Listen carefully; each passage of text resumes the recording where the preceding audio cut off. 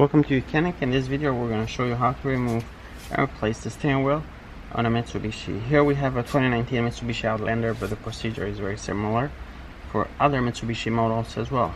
So what you'll need, in this case we need to release the airbag first. We need to disconnect the battery. Then you come in here. You need a flathead screwdriver. On some models though, you might need a T30 Torx, like so, to remove the two bolts that go straight to the airbag. Now you do have two screws that come up this way, but these are for these switches here, so don't confuse the airbag with the screw for these switches.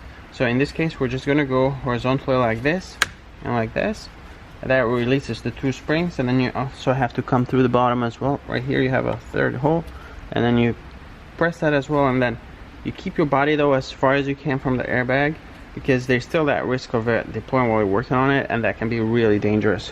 So you'd come here,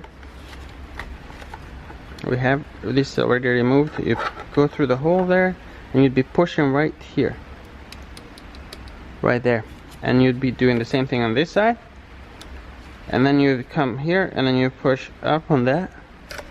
That releases the whole airbag and you can pull it off. Now on the back you have the wires you need to disconnect.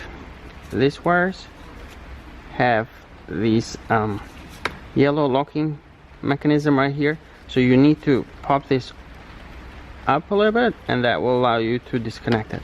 You do the same thing from here. You do the same thing for this wire and you pull that off. And then over here you have the horn wire. You need to press and release this as well. On this side you gotta press there. It doesn't, you can't just pull it off. Then handle that with care and put it off to the side. Then the next step is to remove the bolt to the steering column. In this case we have a 17mm nut that we need to remove. Now for this step we recommend having a second person help you. They should hold the steering wheel tight, so as you try to break that nut loose, you don't put pressure on the steering column lock mechanism down, but you're actually having somebody counter hold it. So you'd be holding that, and then you come off and you break this nut loose. Once it breaks loose, it's really easy to remove, but it does require some force for it to break loose. And we take this off.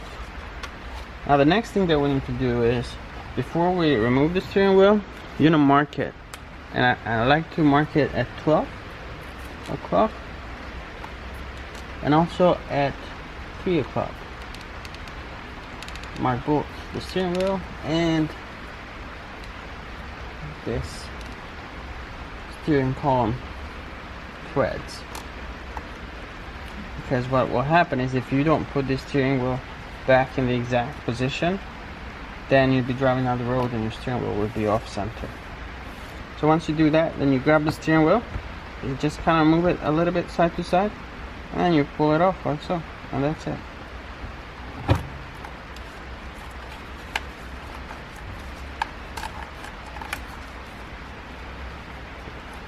Disconnect this electric connector here, you press and then pull that off. One thing to keep in mind is that you should not rotate this.